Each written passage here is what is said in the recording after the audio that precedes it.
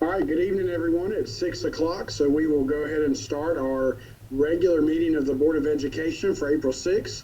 We appreciate everyone taking the time to be here and also taking the time to use the technology that we're leveraging today so that we could have our meeting. So with that, we'll call on Dr. McKnight to offer our invocation. All right, let us bow. Heavenly Father, in our hearts, we plan our course, but we pray that you establish our steps. We pray that we seek you for advice, and let us not make decisions based upon what we know, but let us act based upon your wisdom. Please guide us, Lord, as we place this meeting in your hands. Let our decisions be guided by what is in the best interest of Granville County children, as we place our hearts and our minds in your hands so that you may direct us. Amen. Thank you, Dr. McKnight. Now we'll have our Pledge of Allegiance. I'll lead it if you'll join me. I pledge allegiance to the flag of the United States of America, to the republic for which it stands, one nation, under God, indivisible, with liberty and justice for all. All right, thank you. All right, first up is our approval of minutes. Board members, if you have seen board docs, you see there that you have minutes for January 21st work session, February 3rd, regular minutes, February 17th, work session, and March 2nd, work session. When you've had a moment to review those, we would do what the pleasure of the board is.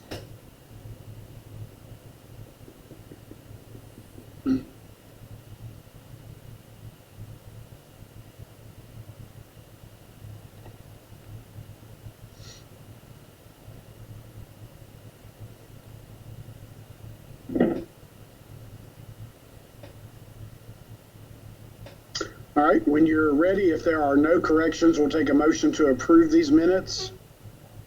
I have a correction. Yes, ma'am. On March 2nd, on the list of board members who were present, if I'm not mistaken, Ed Mims' name is still there as a participating board member. Can somebody check behind me? But that's what I have in my notes. You are correct. Ms. Pettaway, if we can make that correction to that on the March 2nd minutes. All right. Anything else anyone sees? I'm doing that right now. Okay.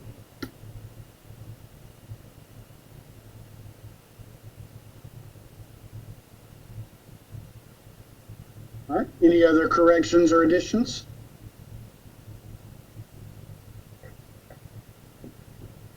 All right.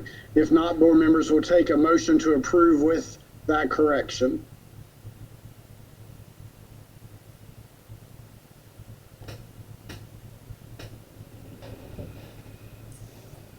I move to approve it with the correction.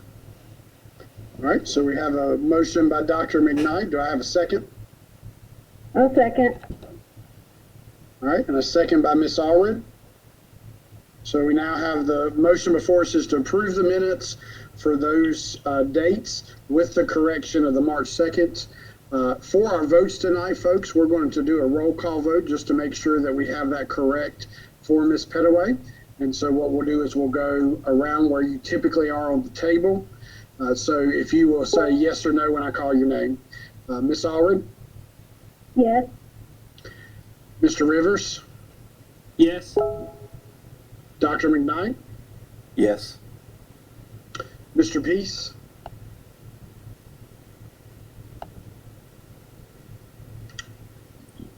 All right. Dr. Houlihan?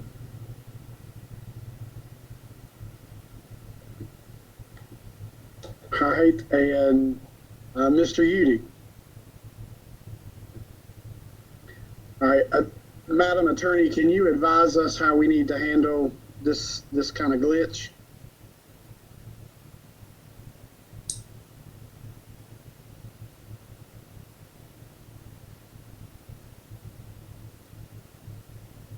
Okay.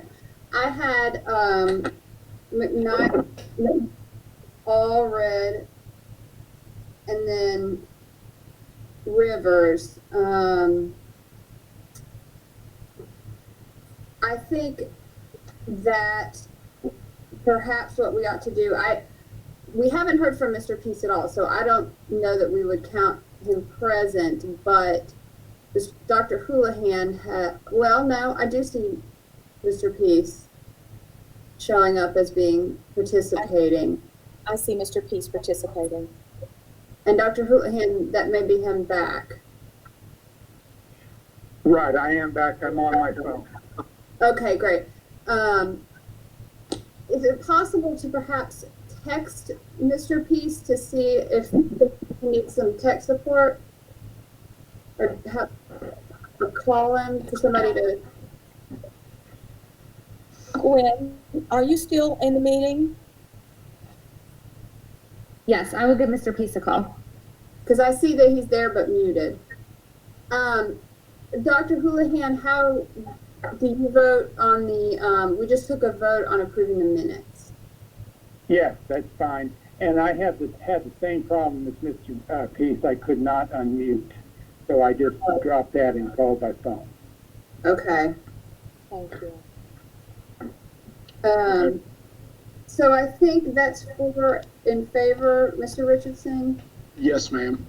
And so I would say that we'll take that. I don't have a problem accepting that unless there's a board member who has a concern. Okay. All right, board members, if there are no concerns, we'll accept that as a vote in favor of approving the minutes as corrected. All right. We will move on in our agenda. Next up is public comment. Dr. Winborn, if you can go over the process we used for public comment tonight, and then you'll present that for us, I believe. Yes, sir, Mr. Chairman. So we made public comment available by virtual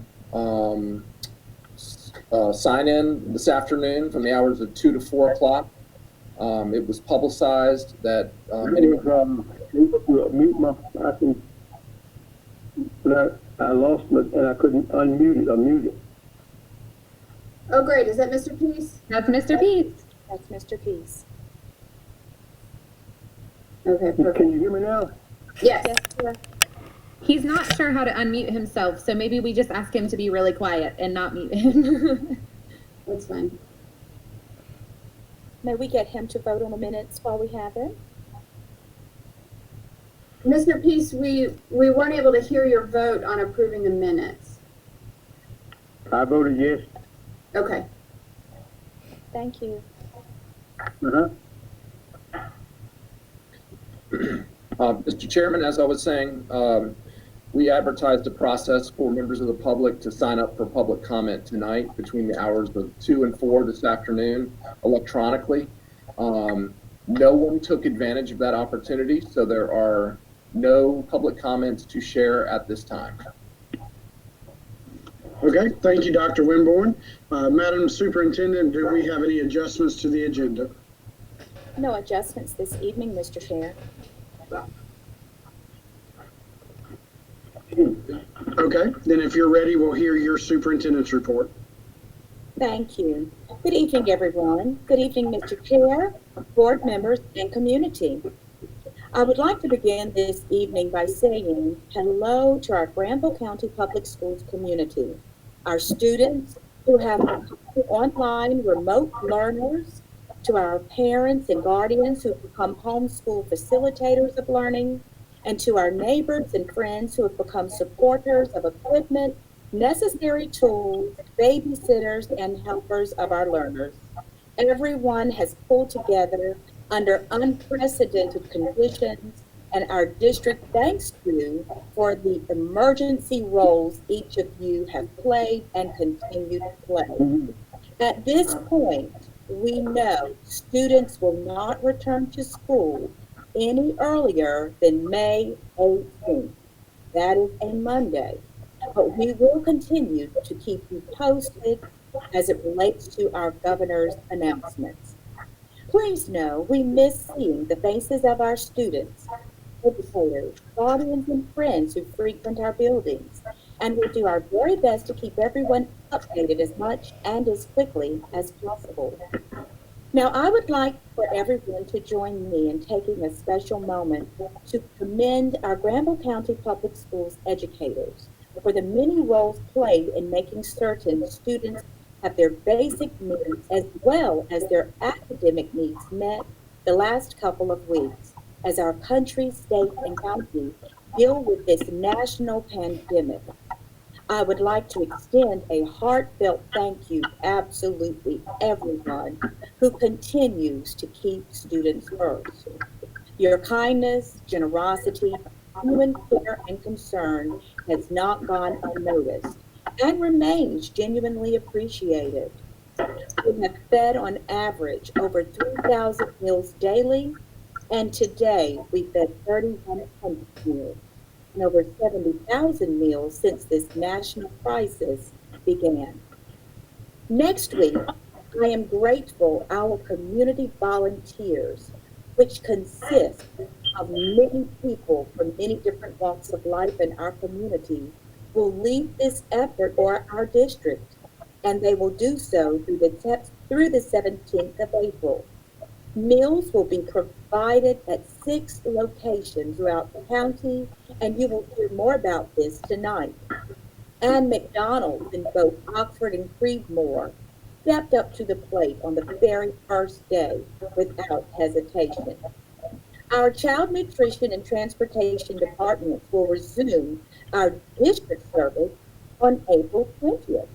But we are going to reevaluate and will be at fewer locations if it is a must.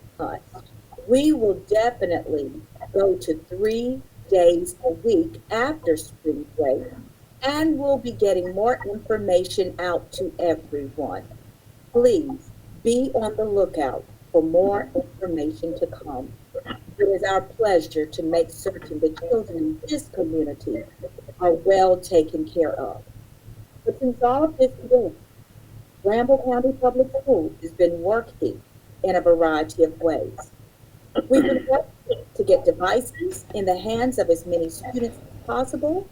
We've been working to get learning packets in the homes of our children. We've been getting materials, quality materials, supplemental materials for remote learning pushed out as quickly as possible. Report cards will be going out later this week. You may also find video on the front page of our website, which offers the most up-to-date guidance, the best we have from the Department of Public Instruction. Tonight, you're going to hear more about all of these. Our counselors and staff are sending emails and videos of encouragement home, just to let our students know we are thought of and missed dearly. Our district plans to expand at-home learning and caring in the coming weeks. For now, we encourage everyone to please follow the governor's orders closely and honor social distancing instructions carefully. Let's all do our part to help stop the spread of this virus. As such, we take seriously our charge to encourage anyone who can perform his or her job from home to please do so by teleworking in our district. So our buildings are closed to the public, but our parking lots are open for anyone who might need them for access to the internet. We want all of our employees safe. Our district has and will remain on the move in this capacity. Further, our district has been on the move by engaging with the emergency COVID-19 sick leave policies and funds for child nutrition and remote learning.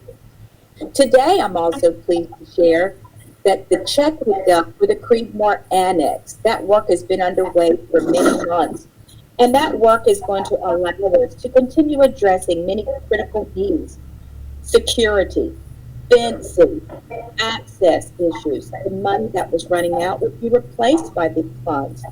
We are so pleased, but at the same time, want to be extremely cautious and careful to keep everyone safe. I would like to end this evening by saying happy Assistant Principal Week to our assistant principals who are still working hard, although remote. Please know we're thinking of each of you. Mr. Chair, This concludes my report this evening. Thank you so much. Now we're going to move to a time for reports from our committees. And I also have a report as well. If you have seen in board docs, those who have been assigned to report back on what their committees have done since our last regular board meeting. The first is finance, and I'll report on that. The finance committee has met twice over the last couple weeks. Our main topics have been 2021 budget prep and the COVID-related financial issues. We as a committee do not have anything to bring to the board as action tonight, but we will defer our time to Ms. Day's presentation later in the meeting to discuss our budget prep. And so at that time, that concludes the Finance Committee's report. Mr. Peace, if you have anything to say about academic team? Mr. Chairman, we haven't met, but Dr. Myrick has a brief report on the academics. Is Dr. Myrick on?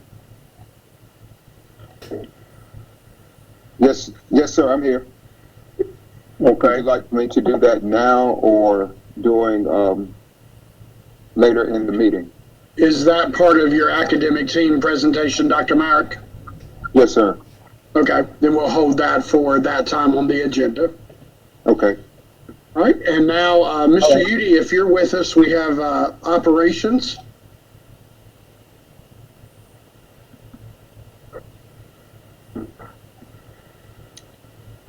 I'm still trying to get him up and running. He can hear you, but he's having a hard time for you being able to hear him. So I'll continue working with him. Okay. Dr. Winborn, is there anything committee-wise to report, or will that be part of your presentation as well? Yes, sir, I can do that later as well. Okay, that's what we'll do. We'll move to my chair's report. It seemed quite some time that we as a board have been together, but there's been lots of work that's going on around our work as a board and a district as a whole. It has been no less than remarkable to see how our district has united and faced a new landscape of learning in the past few weeks. Our teachers, wow, it's been amazing to see how teachers have worked to adapt to a new and different way of learning. Later in the meeting, you will hear the support that the academic team has given to our front line, those who are working to teach and assist the 1,000 new teachers that joined our district a few weeks ago, those parents who have assisted and taught their children with guidance from our teachers. This has been quite a change and a challenge, but our people have risen to the challenge, and I'd like to acknowledge that we know that this has not come without sacrifices from you, and we thank you for that. Our classified staff that has continued to make the work of the district move forward, our maintenance and custodians who have made our buildings safe and extra clean over the past few weeks, our bookkeepers, data managers, office staff who have kept all the paperwork flowing, the lights on, and people getting paid. Our central services team, who includes academics, finance, and operations, thank you for adapting, working hard, and supporting the rest of the district while we make sure learning continues to happen. Our child nutrition and transportation superstars, thank you so much for stepping up and making sure that the children of Granville County, not just Granville County public school kids, but all children, have had a chance to secure a hot lunch and nutritious breakfast at 29 sites spread across the county. Last but certainly not least, I'd like to thank our executive team and Ms. Pettaway. They have led with distinction and helped us navigate a hard situation while keeping children at the forefront. We were one of the first districts across the entire state of North Carolina that was able to stand up a massive feeding program to take care of physical needs of children while leading the effort for them to continue to learn in a new environment. I've had the opportunity to take part in at least 5,464 odd meetings or something like that. And this team has led the rest of those I mentioned to continue to be on the move in unprecedented times. And from the bottom of my heart, I want to tell you thank you. As you may recall, we had 3 pieces of business that we were not able to handle in our March work session: board training, board procedures, and the superintendent's mid-year evaluation. I'll be working with Dr. McLean and the staff to reschedule these items over the next couple meetings. It is worth noting that tonight we limited the agenda to items we needed immediate attention or were timely for April, such as the budget. Moving forward into May, if we are able to meet physically, we may need a longer meeting due to the backlog of potential business to come to you as a board, just to make you aware. So again, I thank you for the opportunity to serve with you. I think we have done a wonderful job as a district in times that have not been easy. And so I just want to express my appreciation to all of Granville County Public Schools because of such the great job we've done. At this time, is there any other reports from board members on trips or meetings?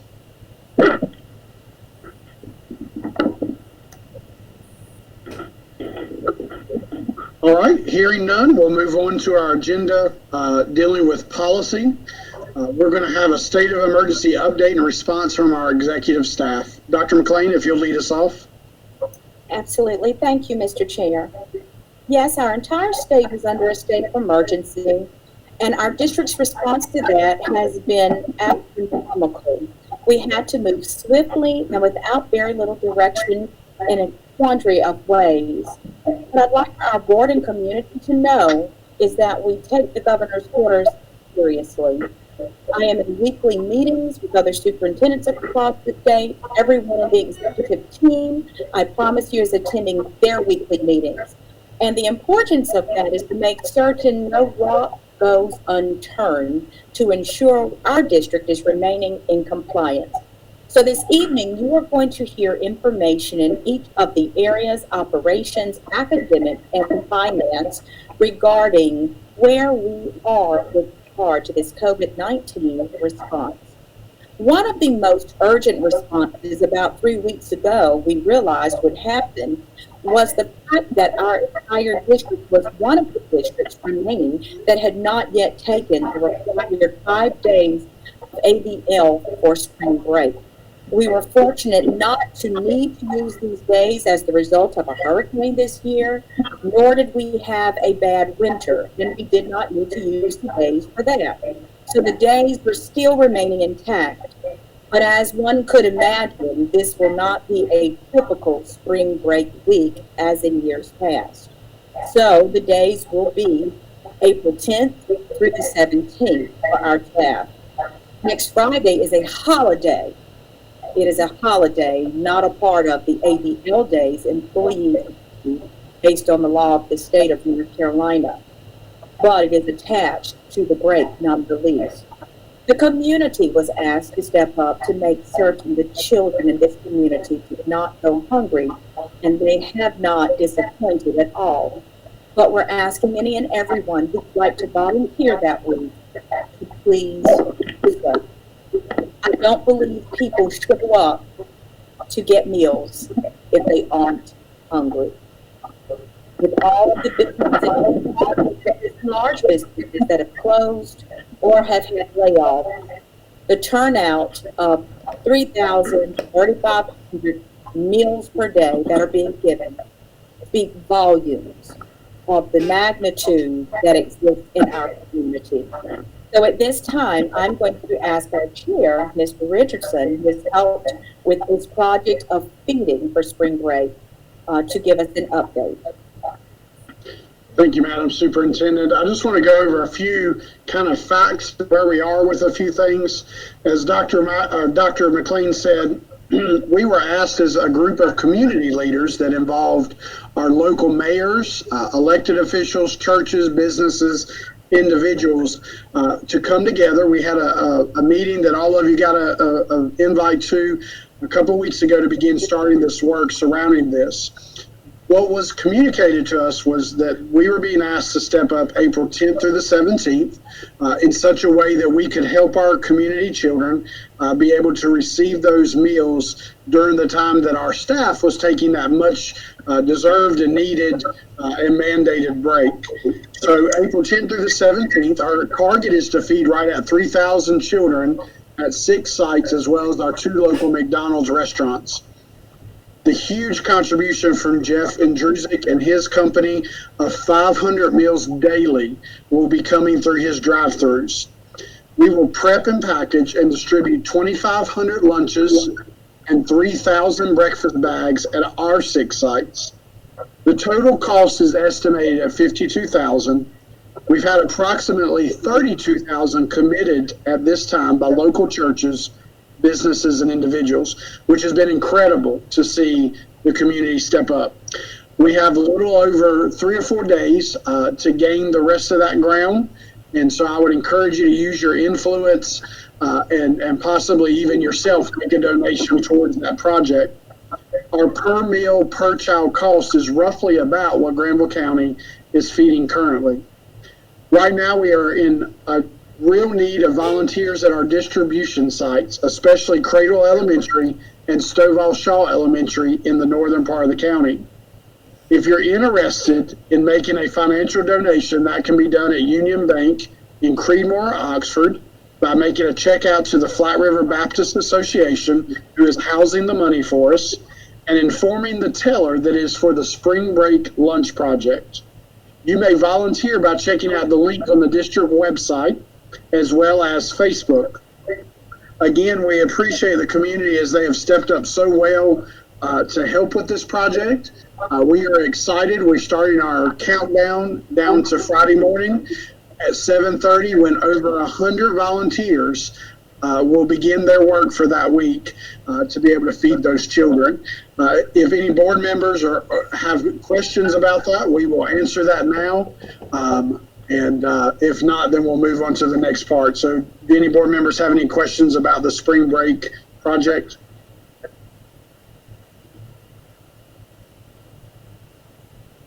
Okay. Seeing none, we'll start our updates from our 3 teams. And so, Dr. Myrick, if you'll lead off with academics as far as state of the emergency updates. Okay, thank you. So I'm just going to go through what I have in the presentation at this point, right? Sure, that'd be fine. Anything related to COVID-19 response? Okay. So we started out with our at-home learning plans. In the board docs, you will see a timeline of events, and we started probably about a week or so before we were actually shut down. In fact, we had a plan together to start some, it was called a what-if plan we had. And then, of course, on that Saturday, we learned that we would not be back in school for 2 weeks. So from that point forward, we started working on another what-if plan. If school was closed for if school was closing for longer than 2 weeks. And during that time, we did have a meeting with the board, the academic board committee, and kind of showed them a skeleton of what we were planning.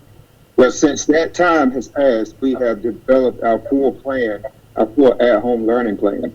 And it's in our documents tonight. If you've had an opportunity to look at it, if there are any questions for it. But one of the things I want to point out about our home learning plan, we have to list it. One is for elementary and one is for secondary. And basically, both plans are the same. There are some differences in the in the amount of time that is needed for courses and so forth because of recommended amount of screen time recommended by the National Technology Association. So that's basically the largest difference in what we're doing. Both of our plans include what we call connection sessions. And basically, our entire plan is built around these connection sessions. Review, which is practice of previously learned content, skills, and standards. Reteaching, which are teacher-led lessons for small groups or individual students who have not mastered previously taught standards. And of course, then there's new learning, teacher-led lessons on not yet learned content, skills, standards for students who have demonstrated readiness for extension. And we felt that this very important to offer this new learning portion going forward, starting on April the 20th. Right now, and for the past 2 weeks, we have been basically using review packets that we have been sending home with some skills in it for each of the students. But as a district moving forward on April 20th, we will fully implement the at-home learning plans. Some of the schools and some of the teachers have already started implementing new learning. using online platforms like Zoom and Google Hangout, which we're using tonight, just trying to get acclimated with their students and keeping that connection face to face. We've had teachers and principals and counselors calling and checking up on students to check their connectivity to the internet and making sure that they're able to just keep a faith with them and focusing on that social emotional learning as well as the academic side of things. Also, in your packet tonight, there is a document provided from our technology department that talks about online module attendance numbers as of 3/20/20. And in that number, you can see the total number of teachers who have taken our online modules with classes to be able to teach online. And that number has continuously gone up because, like I said, over these last couple of weeks, teachers have really jumped and tried to find a way to make sure that they can support our students and our parents with at-home learning. This has been a different avenue for many of our teachers.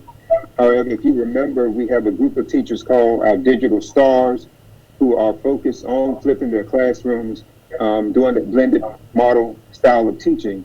And so we use some of those folks in planning sample lessons to show our teachers who are familiar with teaching online how easy it will be to teach using basically anything that you have in your house. So we're very proud of that. Very proud of those folks. And I will say that our home learning lab effort, all the input from I'm so grateful and thankful to everyone. One of the things that we continue to say is grace over grades. And we also talk about, it's going to be messy at first for some folks because they're not accustomed to doing it. But what we have asked them to do is just jump in there and give it a try. And I do know that students are really appreciative when they can see the face of their classmates as well as their teachers. The last thing I want to point out is from the Department of Public Instruction. The document that you have in board docs, it pretty much is ancient in terms of when we got it on the 27th. We had a meeting last Thursday, which gave us an update to that document. But one thing I do want to point out in that document is a couple of changes in the state board policy as it relates to our students and testing. As you probably heard on the news, end of course testing and end of grade testing has been suspended for this year. We will not have those. And in so doing, the 20% rule that was required for an exam grade no longer applies in this instance because since the students are not having a test, they do not have that 20% grade. And also for our seniors, the state board policy through June 30th waived the requirement above the state minimum number of requirements for graduation credits, which means that students were, as of March 13th, we looked at their grades, all of our students, especially our seniors, to see where they were as of March 13th. And students who were failing as of March 13th, there were things that were recommended that we could do. One was enroll those students in NCVPS. Another one was to allow students to participate in remote learning opportunities through the LEA, which is what we're doing. And then, of course, they will be given a grade of PC19 if they pass class. And that would be the grade that will be on all of their all students' transcripts across the state will be that pass PC19 or the WC19 if the students were withdrawn from the class. Let me flip back over and look at another screen. Okay. I think that covers pretty much the academic side of things. Like I said, right now we are still in the at-home learning packet phase, so we're using that. Oh, one thing I do want to point out, the definition of at-home learning the state gave us includes everything from digital resources, digital packets, and digital electronic packets, as well as paper, pencil, hard copy packets. that are able to be picked up by students. And so we were able to distribute devices to our fourth and fifth grade students. And so now 4th through 13 students have been able to have access to our digital devices, Chromebooks that we have in the district. Our technology team they were out last week distributing those devices to our 4th and 5th grade students. Our district has been open, has open Wi-Fi. All of the public Wi-Fi sites are open in the district. The families will just simply need to drive into the parking lot of any of our schools and they can access our Wi-Fi without having to log in.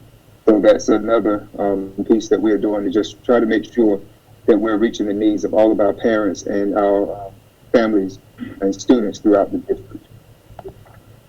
We've had a lot to cover. I've been trying to make sure that I get everything in. I'm looking at the agenda. I think I covered everything that is in here tonight. Any questions from anyone? I know I went pretty quick on that. Board members, do you have any questions for Dr. Myrick related to his presentation?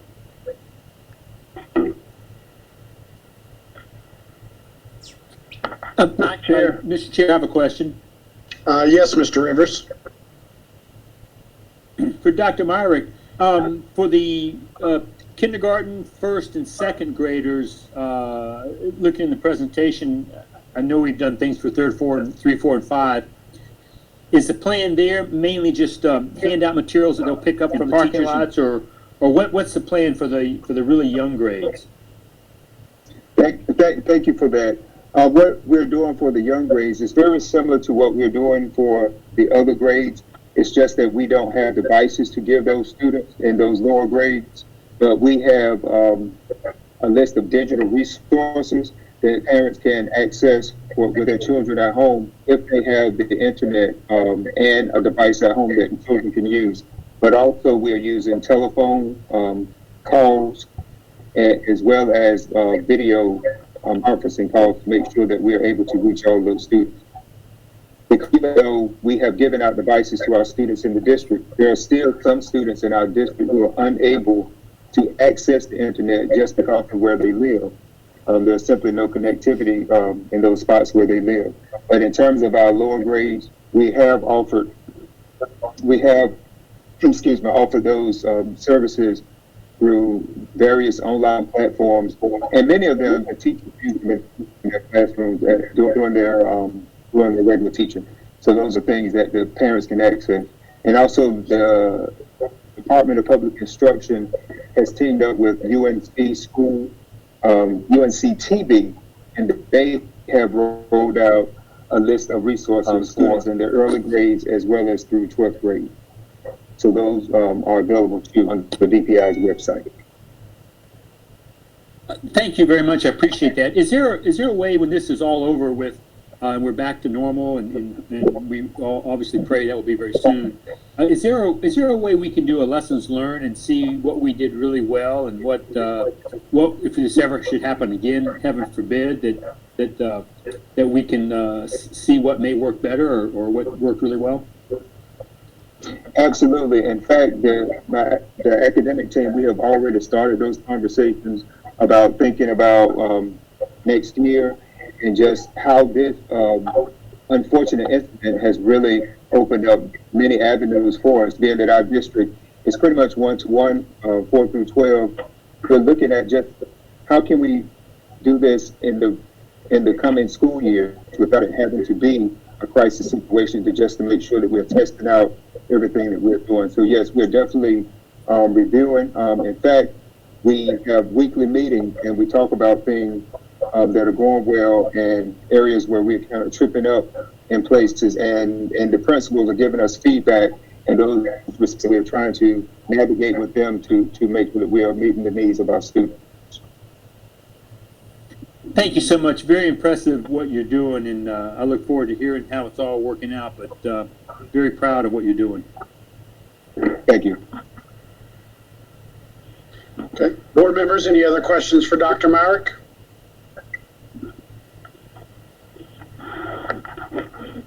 All right, thank you, Dr. Myrick. Next is operations from Dr. Winborn. Thank you, Mr. Chairman. Board members, Dr. McLean, I will go through each of my departments very briefly and just give you a quick overview of the impact of COVID-19 on our staff and our services. I'll start with human resources. As you may have seen in our email correspondence to our employees, there are new types of leave available, and actually there is an agenda item later on which I'll be sharing some details, and I know Ms. Dubison is going to talk about those things, but it's had a big impact on the department, and it's put a lot of stress and demand on them, and I'm super proud of the way they've responded. Been working very, very hard and doing what needs to be done to serve our employees. I'd also like to just note that with regard to HR, this normally is our biggest recruiting season. This time of year is when we're out going to universities and colleges and job fairs and recruiting staff. And that by and large has come to a screeching halt, although there's been some online work that Ms. Cogdill is doing to try and find us some good teaching candidates to fill these vacancies that we know we're going to have for next year. Of course, we've also just taken advantage of some of this sort of pause in normal operations to go back and do some auditing of our files and that type of thing. So that's been good as well. With regard to the other departments, I'll start with maintenance. They have been spending a lot of time clearing back work orders while the buildings have been empty, doing a lot of preventative maintenance. Our big construction projects continue. The roofing projects at Creedmoor and JF Webb are well underway. We also have some HVAC work going on at Stovall Shaw Elementary School, and the last of our video cameras are getting installed in those campuses that have yet to have that done. We've done a lot of LED light conversion, which is nice. We've been able to get into high traffic areas and install new LED lights. And then, of course, our custodians have been doing the cleaning work that normally happens in summer, the waxing of the floor, all of those really, really deep cleaning activities that normally happen in July have already been done in the past 2 weeks, and they're just finishing that work up this week before spring break. Transportation. Our transportation department is supporting the 27 buses that are being used for our meal service for our children, and they've been completing the maintenance there. It's important to know that even though we're not running our entire fleet, all of our buses still have to be inspected every 3 days, even if they're sitting still. It's the state law. So we're having to keep up with pretty much our normal workload of inspections and preventative maintenance on buses. Also, just to let you know, we've moved all of our buses to central locations where they're like high visibility campuses, trying to avoid any vandalism or fuel theft, which has happened in the past. So we've got them kind of grouped at parking lots where they can easily be seen from the road, and also our sheriff's department can do a little check on them at nights and weekends. Finally, I'll talk about child nutrition. As Mr. Richardson said, our superstars, they indeed are. They have prepared, by my count, roughly 60,000, or I should say more than 60,000 meals since we went into this status, this stay-at-home and suspended school status. Dr. McLean said that includes 29 sites. It's important to note that we've been running 4 buses that do special door-to-door delivery, and these are for our children who are medically fragile, disabled, or are homeless, and maybe have some other really dire extenuating circumstance. So we've been doing actual door delivery to those children. We had shared in our operations committee meeting a cost analysis of this. We're getting reimbursed by the summer feeding program. It's a federal program approximately $6.50 for each lunch and breakfast that is served. So according to some rough estimates and work that Ms. Day and Ms. Crute and I have done, the cost of providing these meals is less than the amount of money that we are receiving for them. So in other words, it is not currently costing the district to provide these meals. That being said, the Child Nutrition Department is a separate enterprise and normally relies on the income and the revenues that come in from selling lunches to children who are not on free or reduced lunch. So the volume of meals that we normally serve is not the same. And so there is going to be a short-term and a long-term impact on the department. So they may not be able to share the same level of indirect costs that they have in the past. But certainly providing these meals is the right thing to do. It's obviously what our children need, but it also, it's better than nothing as far as revenues for the program itself. Finally, just a note on public information duties, communications, that's really ramped up. I know we've tried to keep everyone up to date with reliable, accurate information as often as possible. And I think people very much appreciate that. So that concludes my comments on the operations meeting, and I'll take any questions and also defer to Mr. Rivers or Mr. Udy if there's anything I might have left out. Thank you, Dr. Winborn. Board members, do you have questions for Dr. Winborn?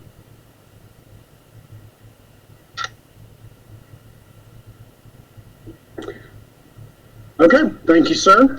Now we'll move to financial for the state of emergency update from Ms. Day. Thank you, Mr. Richardson. Good evening, board members. I'm just going to do a brief report here. A little bit later in the agenda, I've got some more information about the funding that we received from the state, and I'll talk about that then. But I just want you to know that we're continuing our financial operations for the school district. As much as possible, the finance staff are teleworking, but we're keeping it going, and staff are coming in when they need to get paperwork and keep things flowing and keep checks written and those kind of things.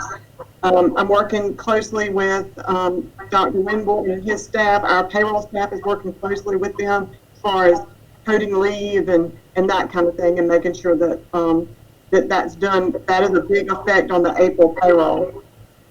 And in addition, our whole district is keeping a log of any expenses that we have that are above and beyond our normal expenses that are associated with this emergency.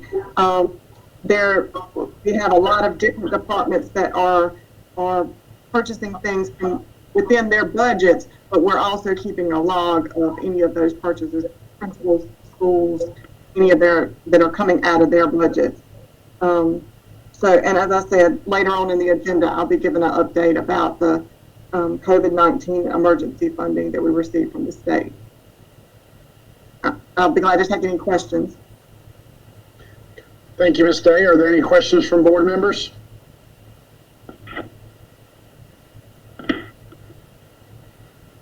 All right, thank you, Ms. Day. Now we will move to receiving a legal update from our attorney, Ms. Dubison, as it relates to COVID-19. Ms. Dubison? Thank you. It's nice to speak with all of you board members. I just wanted to give a quick update on some of the legal changes that we've been working on. And before I do that, as Dr. McLean mentioned, we were able to close on the Creedmoor Annex last week, and I believe they got that check today, and anticipate closing on the Crescent Drive property on Thursday. So I appreciate Dr. McLean and Mr. Richardson and DeWanda helping to get all those documents signed and notarized and sent out in the midst of all this, but that'll be helpful for the board. Some of the main legal things that we have been dealing with have to do with personnel and especially the new paid leave mandates that have come out. As you probably know, the first federal relief bill, the Families First Coronavirus Relief Act, contained a mandate that employers provide a certain amount of paid leave to employees above and beyond what they, their entitled leave, specifically for either coronavirus related illness or for employees who needed to care for children who were home because of school closures or daycare closures. And it was either at full or 2/3 pay, depending, and potentially, could go on for up to 12 weeks of leave. And so we sort of got our hands around that. We trained staff in HR to be able to administer that. It was to go into effect April 1st. And then a few days later, the State Board of Education passed a new policy that provided state paid leave for employees for similar reasons. And the state leave is up to 4 weeks of leave at full pay. So one thing I will note is, at least for the state leave, for the most part, it is being paid. It's coming out of state funds. That doesn't mean that it's not coming out of your budget, but it's out of state funds and not local funds. Whereas the federal mandate was unfunded. Private employers get reimbursed, but as yet, the bill did not contain reimbursement for public employers. So all of that said, we then sort of stopped and retrained ourselves, the HR staff and finance staff, on how to implement all of this. It's a very complicated, overlapping set of entitlements that we have now. But the upshot is that our employees now have access to guaranteed paid leave during this time to care for children, or if they get sick or with coronavirus or caring for someone who's sick. And the state leave also provides paid leave for employees who need to come on site to work.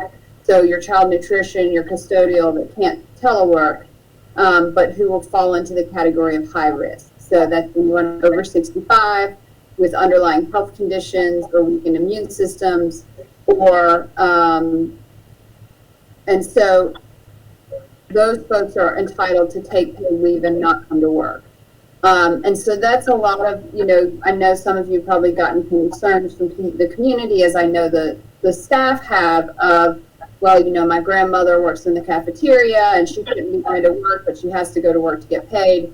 Well, we said, you can take up to 4 weeks off and still get paid, which is great for the employees. It did pose a challenge, however, because if everybody who's eligible, who's been serving meals, took leave, that means, anyone who's over 65, anyone who's got children who are now home, that didn't leave very many people.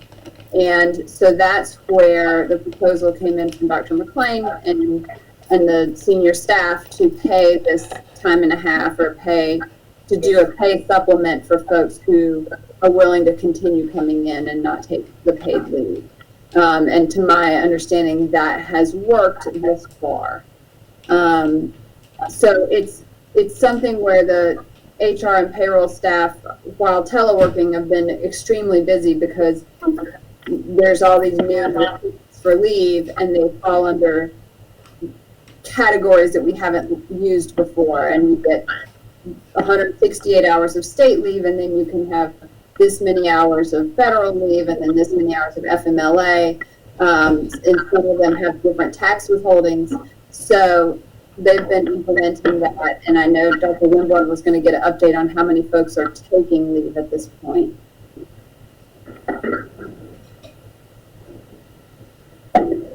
Yes, Ms. Dubiston, I can share that now or at the agenda item later. I'm not sure whatever y'all's preference is.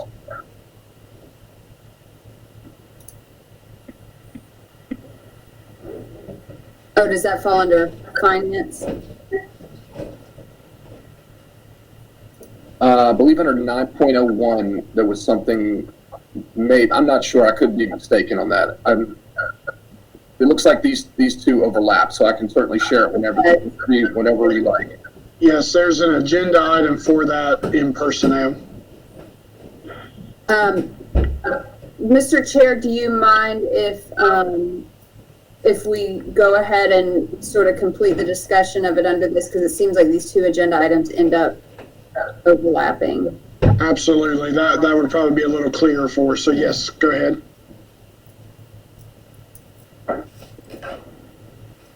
Is that all right, Dr. Winborn? Yes, that's fine. So let me share my screen again.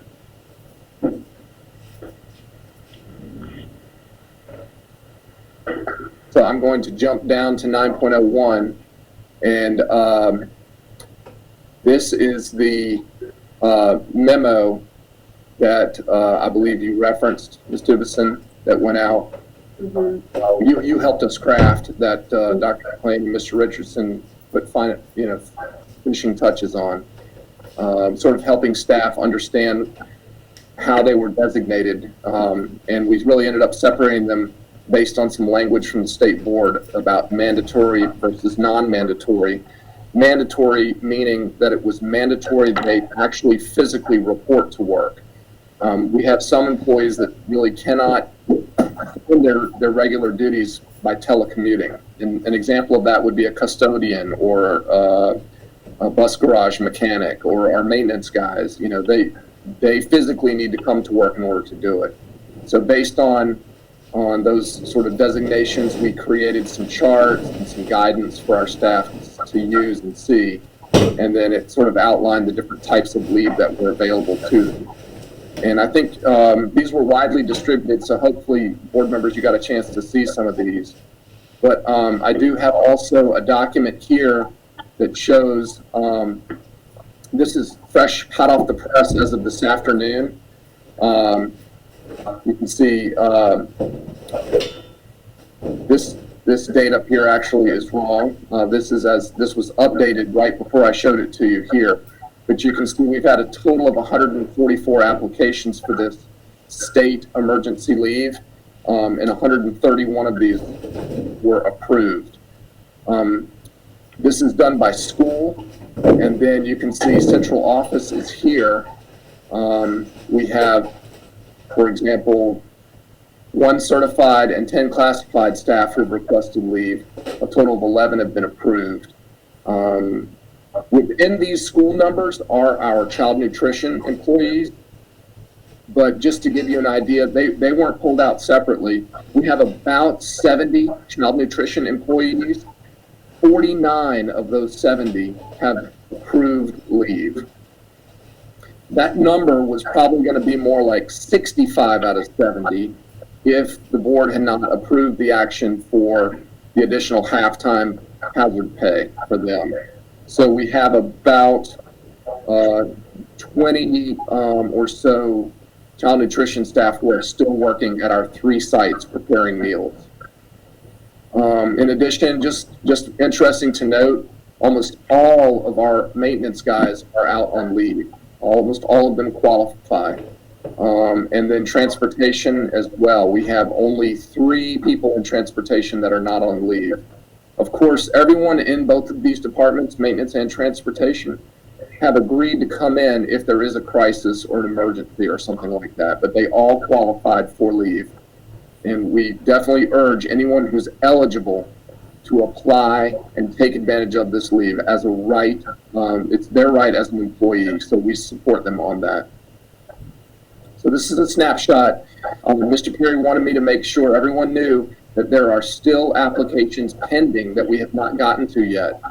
So these numbers will go up on a daily basis.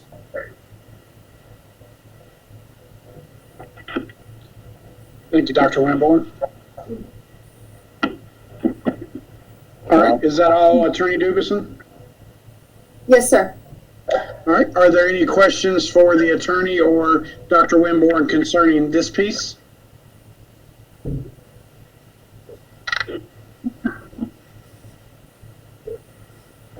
Okay, seeing none, we'll move on. Next, we have Dr. Myrick I'm sorry, am I missing someone? No, sir. Okay. Next, we'll have Dr. Meyer. Do you have more to add for your at-home learning plans? No, sir. Okay. All right. Then we'll move to Dr. McLean, an update on our strategic plan. Absolutely. This will be short and sweet. I'd like to thank our board members who were able to participate over the course of the last 2 years.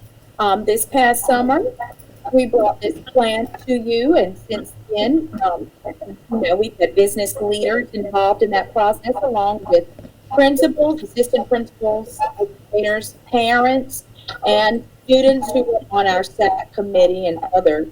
The most recent group of individuals who laid their eyes on this document gathered at the Sonic Children's Home in the winter, and we retrieved our last bit of information. I think that night we had Mr. Peace and Mr. Richardson there. And they got to go around and give a lot of input as our final strand of the table conversation. So what you have in front of you is the final 5-year overview. We were going to bring this in February, but it just didn't rise to the level. Some other topics at that time. But this has received information for 2 years. You'll see information in all 5 of our strategic plan areas. The most important area for consideration tonight, this is information tonight. We certainly want you to have time to take a look at it. But for your information tonight, the most important page is the one that has the 5-year outlook in each of the data areas. Now, the reason I wanted to bring this tonight is because the academic piece is going to be halted. As you heard Dr. Myrick share, there will be no end of grade and end of course assessments this year. So that component, we now have to launch into thinking about measurements for next year. Now, that doesn't mean everything will be halted, and I can't share with you tonight what it means exactly, because the state board has not gotten that far in their work either. Again, this has impacted everyone's work, but we will make certain you will be the very first to know. What I know is, at the time we had this plan, these were the numbers. So we just wanted to bring it for information this evening. I do think it is worth everyone perusing it, taking a look at it. You've seen most of it for the past 2 years. The new part is the page where you see the 5-year outlook. So if you'll take time to look over that over the course of the next month, let's then jump into it at next month's meeting, particularly the page with the 5-year outlook. I'd like for you to do that.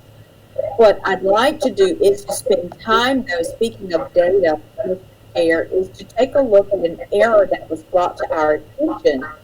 The next agenda item, which is grade data adjustment.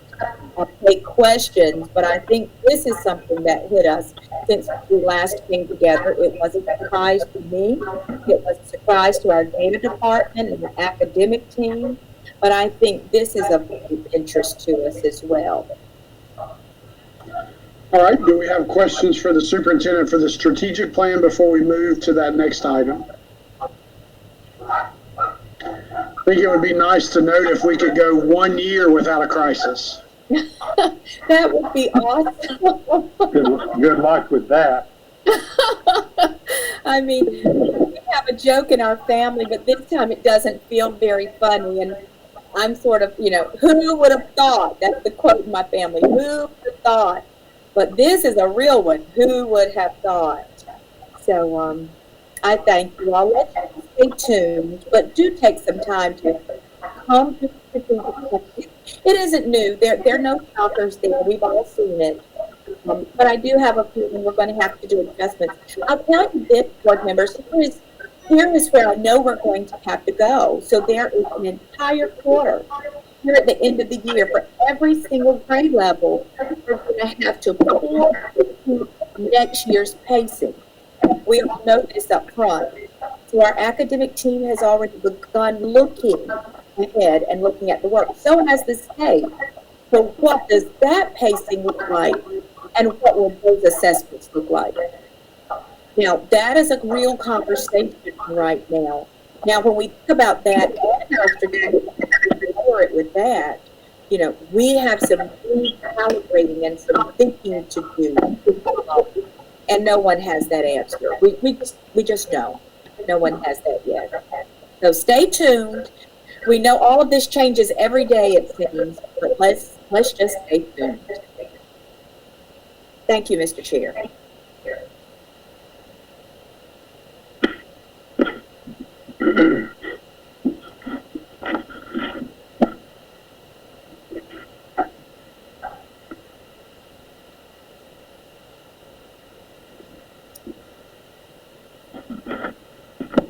Okay, it looks like Mr. Richardson has inadvertently left the meeting. I bet he's trying to get back on. It looks like Ms. Cook is trying to get on. Mr. Richardson is back with us. Okay, sorry about that. I'm sorry. It's okay. It's okay. I think we're ready for 7.05. Okay, so now we'll move to Dr. Myrick to discuss some data adjustments we received. Thank you, Mr. Chair. I'm going to ask Beth Cook if she would just give us a quick overview of those data adjustments. Dr. Myrick, I got a message that she was not able to talk because of her connection. I don't know if that's been corrected or not. Okay, I will take it over. So just really quickly, we found out that in a couple of our areas, in particular in reading in third grade, that our students at 6 of our schools, 7 including Tola, it actually went up in some areas. And one of the biggest increases were in the economically disadvantaged and white student subgroups for Creedmoor Elementary and Joe Tola Elementary went from not met to met in those two categories. So we're very excited about that. But also in the document, yes, that one, Stan. Yes, if you will just look at the numbers highlighted in yellow, all of those numbers have increased from what we initially got in each one of those subgroup areas. So it wasn't a huge increase, but you know, an increase is a great increase. Any questions about that? And there is a document shared from the Department of Public Instruction with some talking points about the error that occurred. Beth received this information, I believe, in March, at the end of March. But this note was, the error was caught before teachers received their academic checks back in the beginning of the semester, back in the beginning of this school year, back in the beginning of your, I don't know if they received it in January or February, but those checks have gone out earlier this winter. So that error was caught at that time. Dr. Myrick, I'm just going to add, and fortunately, because it was caught in time, our finance department did not write checks or have checks go out. Teachers have had to return funds. So we did not have any teachers needing to return funds. I just wanted our board to be aware of that. That's good. What questions does the board have for Dr. Myrick? Mr. Chair, unfortunately, my Google Hangouts dropped out right when Dr. McLean started to talk about the strategic plan. I had a question about that whenever it's appropriate. I apologize. I just got back on. Okay. Let's hold on one moment and see if we have any questions about this, then we'll go back. Thank you. Any more questions about the change in data? Yeah. Yes, Mr. Richardson, I do. I said that all of the areas went up, but I misspoke just a little bit. I'm looking at it now on my screen, and if you would look at the areas that were negative, those areas did increase slightly in those subgroup areas. So I did want to make that correction. Okay, thank you. All right, Dr. McLean, if you'll just briefly go over the strategic plan part one more time for Mr. Rivers. Absolutely. Sure thing, Mr. Rivers. I shared with our board that tonight we weren't looking for any action, that this has been a document that it isn't new. There is one new piece, and it is, and on the back page, please, let's see, I can actually count them out for you.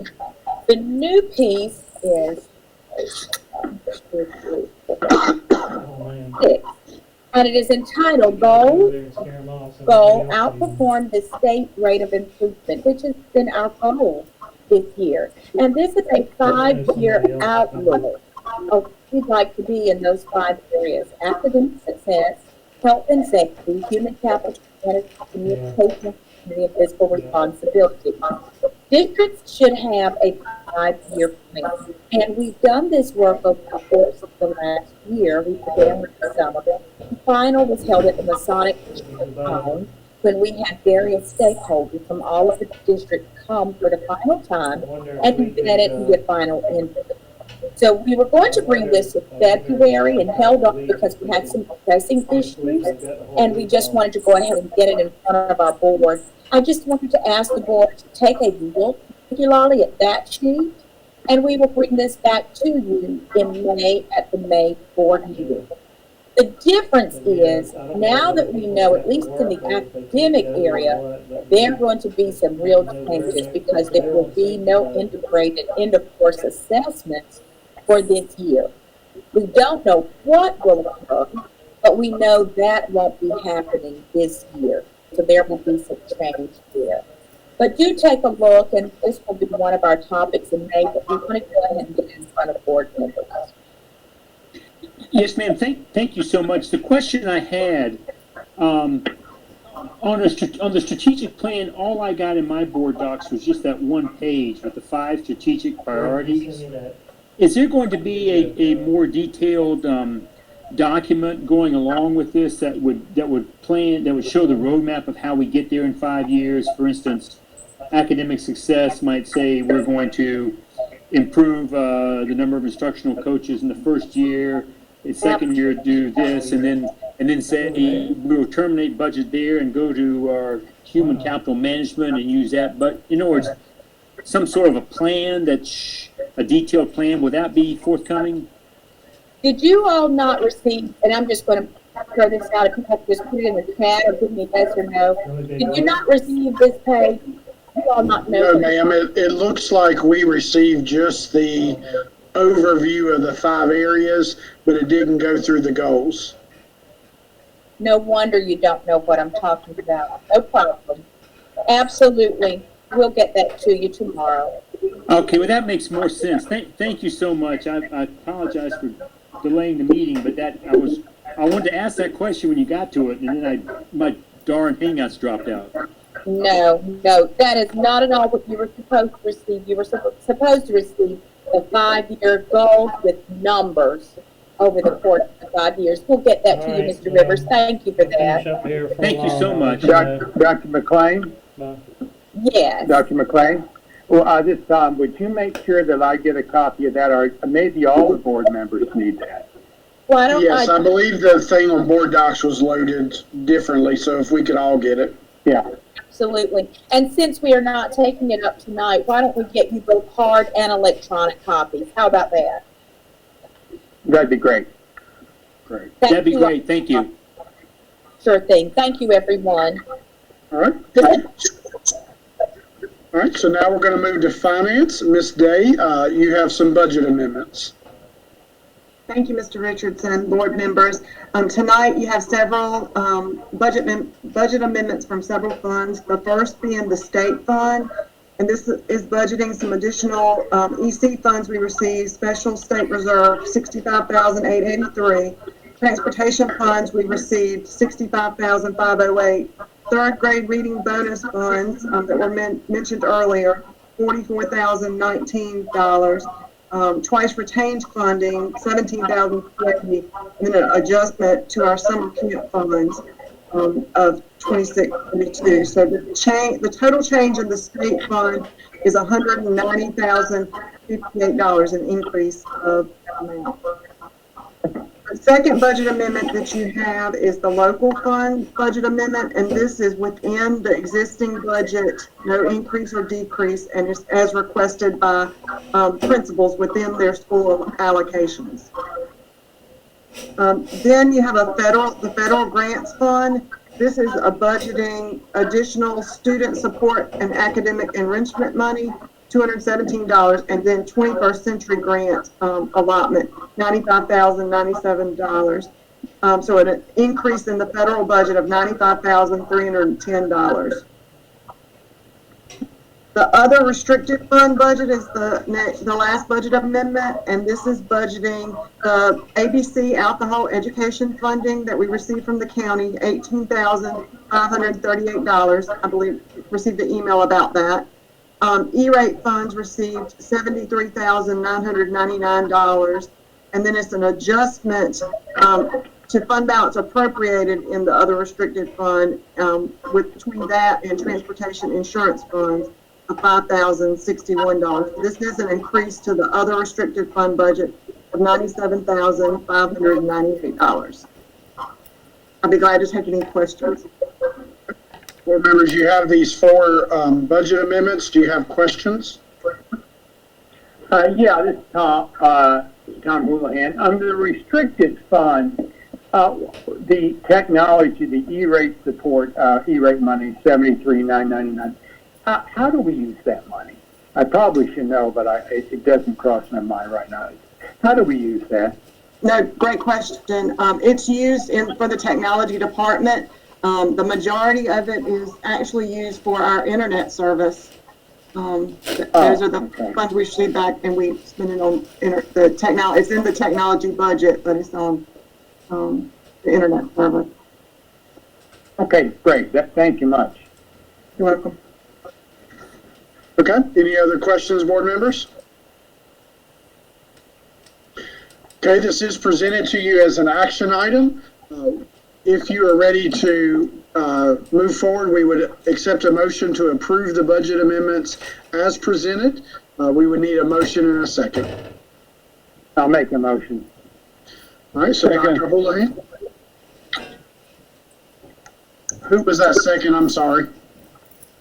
Peace. All right, so we have a motion to approve the budget amendments as presented by Dr. Houlihan, a second by Mr. Peace. Is there any discussion? All right, so we'll do a roll call vote again. If you will just say yes or no when I call your name. Ms. Allred? Yes. Mr. Rivers? Yes? Dr. McKnight?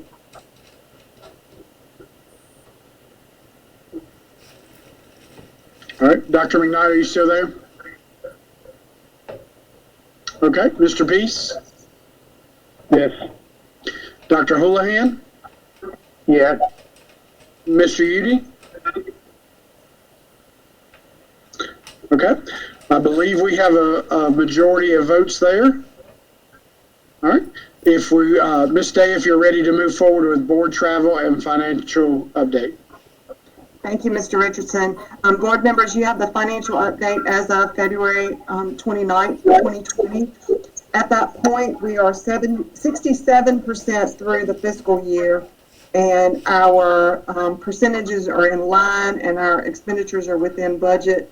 And I compared it back to where we were in February 2019, and we're in line with that as well. So that is the financial update. You also have the board travel as of February 29th, 2020. This report might look familiar to you because it's the same report as we presented in January. There weren't any expenditures in February. I know there have been some in March that'll be reflected in the next month's report. But we have a remaining balance of $6,025.85. Okay, thank you, Ms. Day. Are there any questions regarding that, board members? All right, so the next topic is budget update. I know that's the only reason any of you logged in tonight. So Ms. Day, if you're ready for your budget update. Thank you, Mr. Richardson. I hope I'll make it worth it. Just to go through, as Mr. Richardson mentioned earlier, the Finance Committee has met a couple of times and discussed some of the this information in detail, but I just want to give you an update of where we're at with the 2021 budget. The 2021 budget schedule remains the same. We're planning board member update meetings. Those dates I think are in board docs, but in times, April 21st and April 22nd. Ms. Petaway will be sending out information to board members to get you to sign up for those meetings. I'm sure we'll be doing virtual meetings like this, but just small group meetings for that, where we can we'll talk in a little bit more detail. The budget proposal will be presented to the Board of Education for consideration on Monday, April 27th, and then delivered to the county on April 28th. And that was our original plan that has been shared with the county. This is Eva. If I could just chime in, I do know that there have been, of course, there's been a long lists of requests submitted to legislative staff for waiver of state law requirements. I know the budget timeline is one of them. Obviously, our legislature hasn't yet to address this. So I do know that there have been requests to the legislature to give some relief from the mandatory budget timelines, given all the uncertainty surrounding budgeting for the rest of this year and the beginning of next year. But as of now, we're still under the existing law, and that's not something that the governor or the state board can waive because it's in effect. Thank you for that, Eva. Next, I wanted to talk about some of the challenges that we have going into the 2021 budget. As Eva said, there's lots of uncertainty, a lot of added challenges, but we know we have these challenges going into to the next slide. Projected reduction in enrollment, and I'll talk about that in more detail. And then, as you know, what we budgeted this year for fund balance appropriated for 1920 is $257,516, and that's a carry forward number that will be a part of our 2021 budget as well. Looking at in more detail the reduction of enrollment. This first slide is based on how we are allotted funds from the state based on our enrollment. So the first column, that 1920 column, is our state initial funded ADM, 7,381, and then the state in the fall does a reduction for new and growing charters. So in 1920, that was 19 students, and then a reduction for declining ADM. And in 1920, that was 67 students. And so our net funded ADM was 7,295 students. So in 1920, our state funds are based on 7,295 students. Well, we know based on DPI has put out what our projected enrollment is, what we will be funded on for 2021, and that is 7,231 students. So we know before anything else happens, based on our enrollment right now, our funding will be reduced by 64 students for 2021. And so that $6,079.11 is based on our 1920 initial allotment. That's how much we receive per student. So calculating it out that way, that's $389,064. So I just want to point out that we don't know, at this point, the two NAs on this sheet, we don't know what the reduction for new and growing charters will be or the reduction for declining ADM. But I've done what I've done in the past, which I don't have a crystal ball, but I've gone through to try to project what that might be, how many additional students we might lose in 2021. So if you go to the next slide, this is the projection. So what I do is for each charter school that we send money to, that we have Granville County students in, which is 35 charter schools. I go through each one and see what they're projected at, how many students the state projects them at, and then look at our trend, Granville County Schools trend of how many Granville County students we have at those charter schools, and use that to project what our enrollment in that charter school, what Granville County student enrollment would be in that charter school. And based on that, as well as, and this is something that the Finance Committee looked at in detail, as well as we know that Oxford Prep will be having an elementary school. So we looked at that as well to say, well, for K through 5, that would be 6 classes of 20 students in each class, and that was the Finance Committee's recommendation to project that. So including Oxford Prep's additional enrollment, the projected increase in charter enrollment is 293 students. So to do the math on what we're currently paying per charter school student based on our current local funding, plus how much the state funding is per student, that's $7,940.22 per student. Multiplied by that 293 is 2.3 million. So that 2.3 million plus the 300,000 from the previous slide is 2.7 million. And I will say that Beth, keep me. Say what you just said again. So the two added together, we know that first slide that we are going to be down state funds for $389,064. When you add that to the projection for next year of next year's enrollment, the 2.3 million, that's a total of 2.7 million. It product of loss in state and local funding due to enrollment. So that's very challenging, very challenging. One thing I will say is that as we look at how we can balance the budget, some of that that state per student funding rate is based on the average salaries for certain positions. And so we would be able to not pay for the lower paid salaries, so that we are getting the most from our position allotments. So we can save some from that 2.7 million, but that's significant to our budget.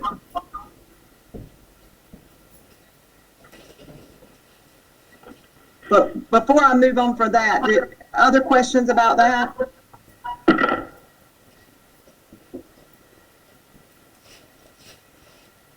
That's a lot of information.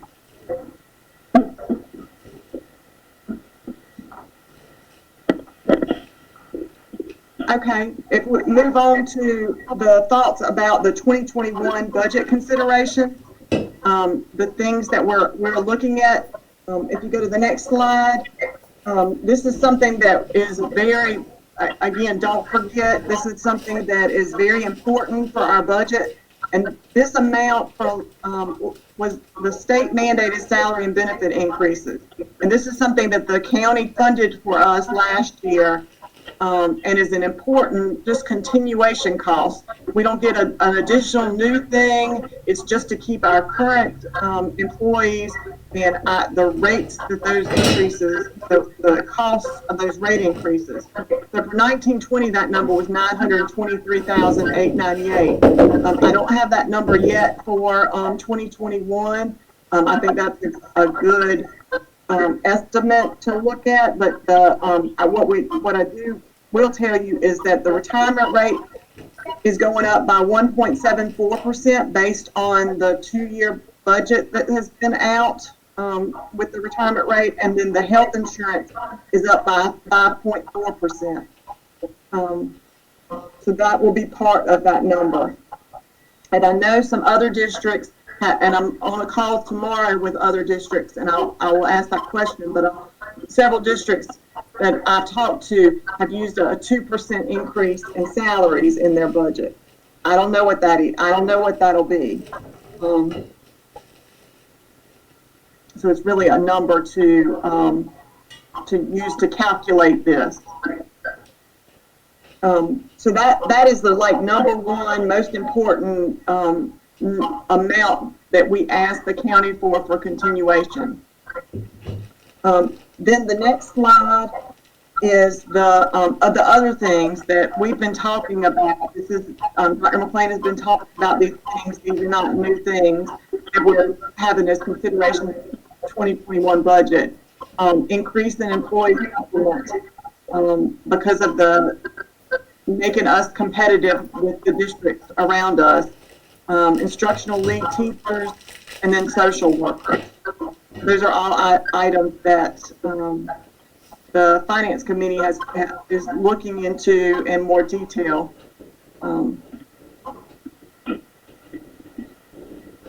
So, with that said, the next steps for the budget are to sign up for an individual budget session, and as I said, Ms. Petaway will be sending something about that. And then the budget meeting would be Monday, April 27th at 6 p.m. Okay, board members, so thank you, Ms. Day. What questions do you have for Ms. Day?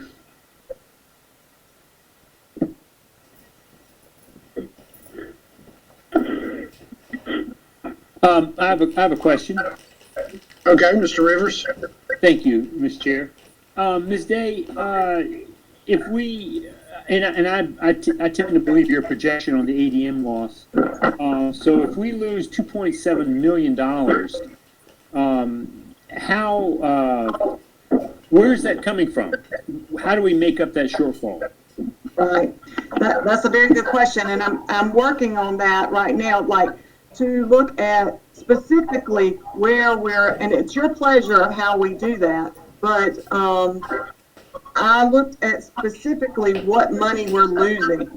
Where the state, I put that reduction in enrollment in a formula from the state and see that means this many teacher positions. That means we will lose funding for that many teacher positions. We will lose funding for the clerical positions or the whatever classified positions, the different positions. Based on that is the specific funding that we will be losing. So in other words, that's TBD, but you should have that information by the 21st and 22nd? Correct. Okay, great, thank you. Mm-hmm. Okay, board members, what other questions do you have? And do we also share the supplement component?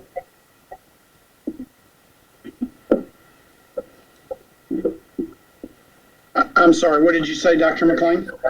Do we also share the idea we threw around about the supplement component? Is that where we put this here? This is a pin to share more later? Yes, in our Finance Committee meeting, as we discussed the upcoming budget, we talked about what to do about a supplement increase. If you've heard Dr. McLean talk over the last several months, the districts around us are, of course, upping their supplements, and we are losing teachers to that. And so as one of the asks, we originally were talking about a supplement increase ask to the commissioners. There have been several ideas surrounding that as far as percentages or how that might be split with our own money and those kind of things. That is input we will need to get from board members when they have their individual budget meetings to give Ms. Day some direction. And so as you have those individual budget meetings, you will hear more about those plans and kind of the options that are available there.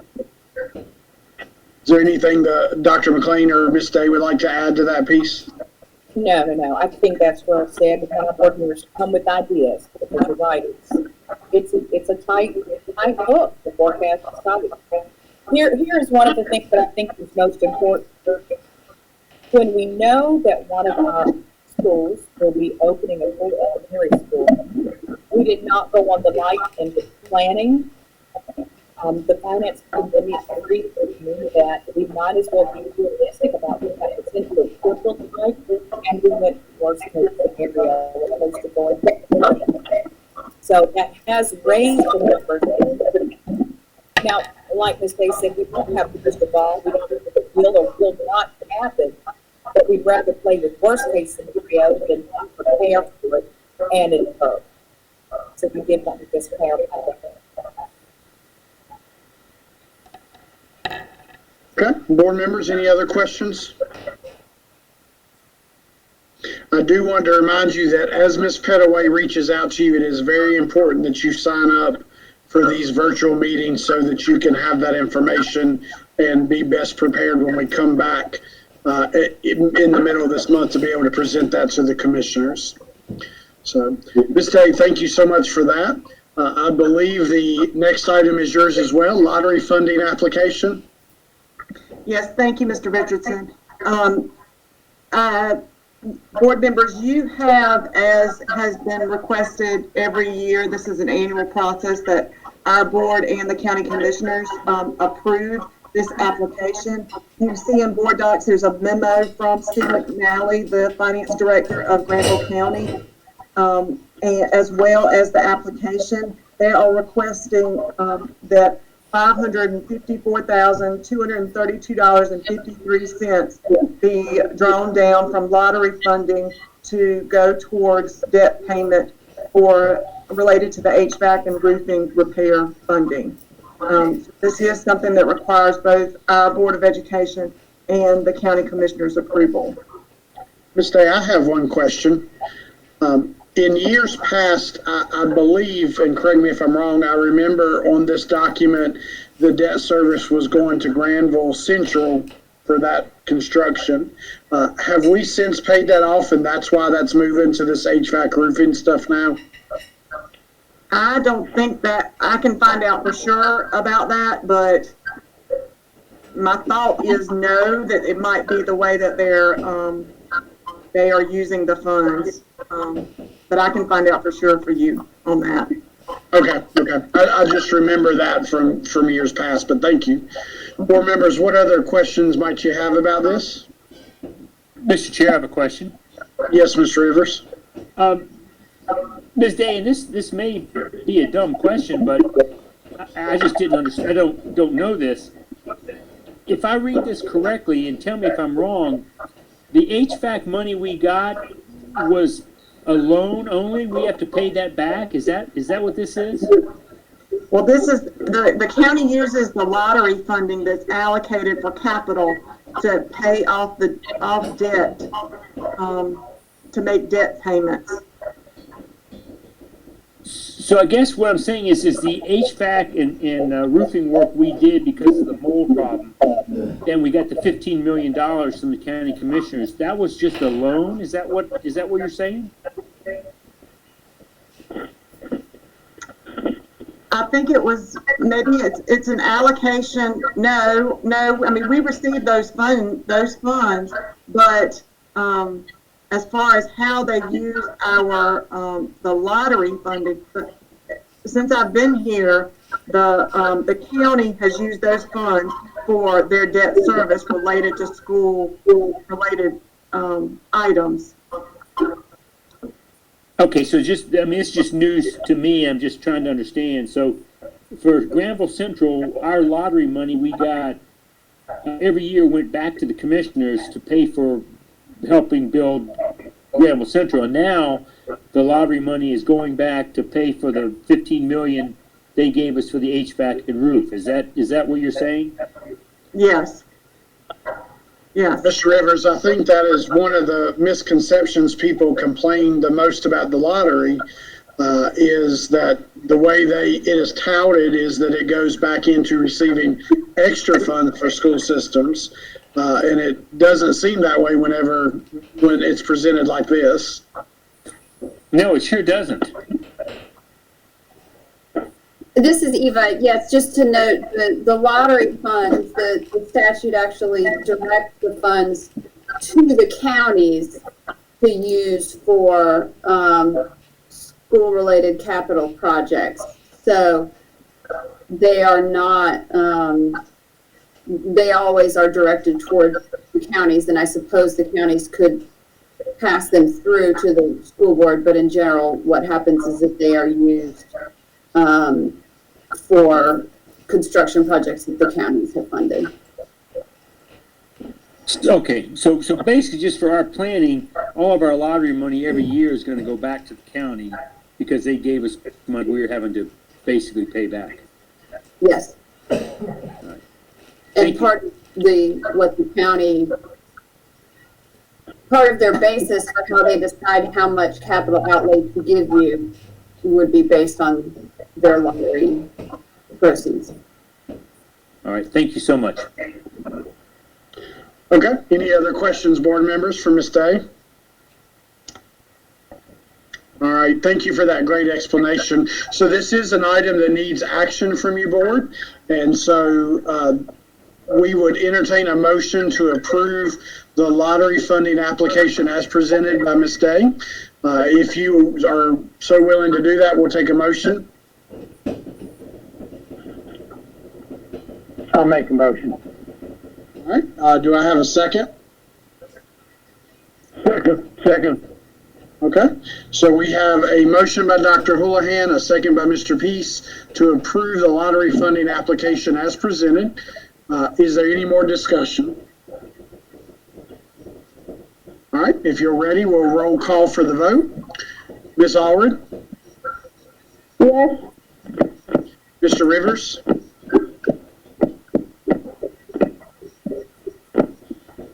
Mr. Rivers, are you still there? I'm sorry, I muted, yes. Okay. Dr. McKnight? Yes. All right. Mr. Peace? Yes. Mr. Udy? All right. Dr. Houlihan? Yeah. Okay, so that passes unanimous with no vote for Mr. Udy. All right. And I believe that brings us to, actually, we've already covered our last topic of personnel. Dr. Wimborne or Eva, do you have anything else to add to that piece of staff leave?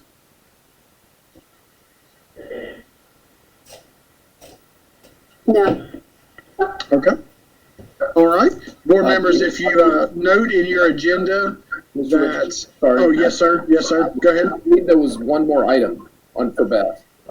Two more, actually, I'm sorry. I know I'm I haven't sorry. talked enough. I've talked enough, right? I'm sorry, I didn't flip my page over. All right, Miss Beth, you're up again. Board members, the next item is the 1920 replacement school bus financing agreements. You have several documents attached here, but I will just remind you that the state determines when we have a school bus to be replaced based on mileage and the age of the bus. And so this year we have one bus included here. And what happens is that it's a document that the Board of Education executes, but it is something that the state will pay for on our behalf. So this is not something, it is recorded on our books, but it is not something that comes out of our existing funding. It is paid for by the state. So I ask that you approve this as presented. Okay. Board members, do you have questions for Ms. Day?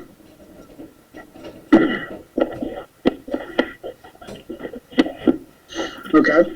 This comes to us every year for action. So if you're so inclined, we'll entertain a motion to approve the school bus financing agreements that you see on board docs as presented. This is Peace. I'll make that motion. School bus financing agreement. Okay, so I have a motion by Mr. Peace and a second by Ms. Allred to approve the school bus financing agreements. Is there any further discussion? All right, if you're ready to vote, we'll do a roll call vote. Ms. Allred? Yes. Mr. Rivers? Yes. Dr. McKnight, Yes. Mr. Peace, Yes. Mr. Udy, and Dr. Houlihan. Yes. Okay, that was unanimously approved with no vote for Mr. Udy. All right, Can I ask Ms. a Day? question? Yes, ma'am. Go ahead. It doesn't have anything to do with the financing of the bus, but how is it determined where the new bus is going to go? Dr. Winborn, can you answer that question? Yes, I think the question was, how do we determine where the new buses are going to go? Where will they be used? Yes. Harry tries to assign, well, first of all, the newer buses, we're happy to say, are equipped with all of the cameras. And so we try to place those buses on routes that have sort of a priority need. Usually our fullest bus routes, and also the ones that could help increase our efficiency, so to speak. So, you know, that's really a decision that I defer to Harry on, and he uses information from our TIMS and GPS system to make that choice. It is deliberate, it's not just haphazard. Okay, thank you. Yes, ma'am. Thank you, Dr. Winborn. Ms. Day, if you will update us on state funding for COVID-19. Thank you, Mr. Richardson. Board members, you have in board docs, there's a short presentation put together about this. The first slide shows our allocation from the state, and I would just point out it is based on our ADM. Partly based, 50% is based on ADM, but then 50% was allocated based on our low wealth status. And so our total amount that we received was $298,533. One thing to note about that, we've received frequently asked questions from the state about this funding, is that we will not receive, the state used summer reading camp funds to fund this. That was part of the funding. So we will not receive summer reading camp funds this year. And I would note, last year we got $218,000 in summer reading camp funds. But this year we get the COVID-19 supplemental funds that were approved by the State Board of Education. The next slide, again, $298,533. But these funds, it's very specific what these funds can be used for. School nutrition, school and community-based child care, sanitizing schools and buses, protective equipment, and remote learning. Those are only the only things that these funds can be used for, and that is the only, the chart of accounts that has been approved by DPI reflects those particular items. The next slide shows our planned use, our estimate for the use of these funds. You know, things are changing very rapidly, and so we are recommending that we keep our options open for the use of these funds to best help in the time of need. We have shown an allocation of about half of it for meal site and child nutrition support, and the other half for remote learning. Dr. Winborn mentioned earlier about child nutrition and the fact that it's an enterprise fund that relies on revenues. And those are revenues that we won't receive because it's both school, it's for paid school lunches, but it's also the federal money that we receive associated with those school lunches for free and reduced lunches that we serve when we have students in the buildings. So those expenses, that's part of the purpose of those of this allocation of funding. So again, just a half and half kind of allocation. And then the last two slides are the memo that you received from Dr. McLean associated with the supplemental pay for the employees, which has already been mentioned tonight, for employees who are working in our meal sites, paying that additional half-time supplement to those employees. That is part of that child nutrition meal site support.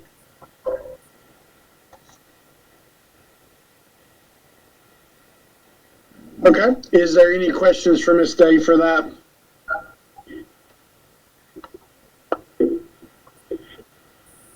Ms. Day, thank you for all the work you've done and your team in keeping all that straight and separated. Thank you. Thank you. Okay, do we need to take any kind of action off of that, or that was just information, Ms. Day? Just information. Okay. All right. So just want to make sure, Dr. Winborn, nothing else on staff leave? No, sir. Okay. Board members, if you'll take a look at your agenda, there are some upcoming dates there. You see that we have the spring dates there for traditional school. You also see that there are virtual meeting dates for you that you will be signing up for budget prep. We did postpone the Night of Kindness, and we'll, at this moment, we will give you some more information as it comes, but we have a board work session scheduled for Monday, April 27th at 6 o'clock.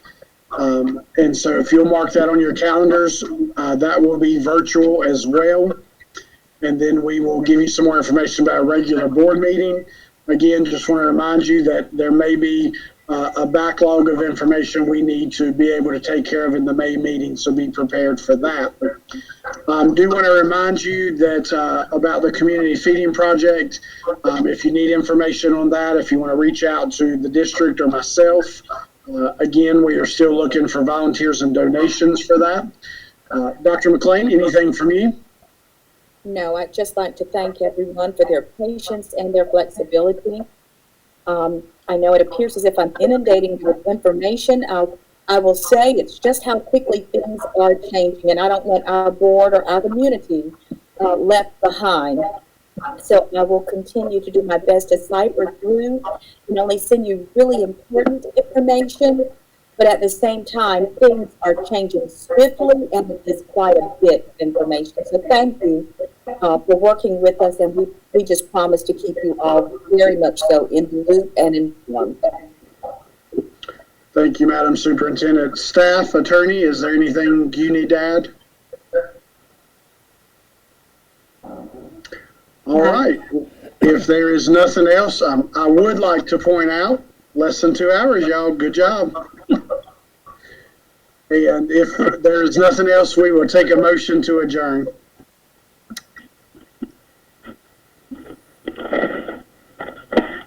So move. I'll make that motion. We've been sitting here too long. Let's go. All right, do we have a second? Second. All right, all those in favor say aye. Aye. Appreciate your time tonight. It won't be a very far drive for most of you. There's a couple of you still have to get home. But we thank you for your time tonight, and please stay safe. And if you need anything, please reach out to us, and we'll be in communication soon. Thank you so much.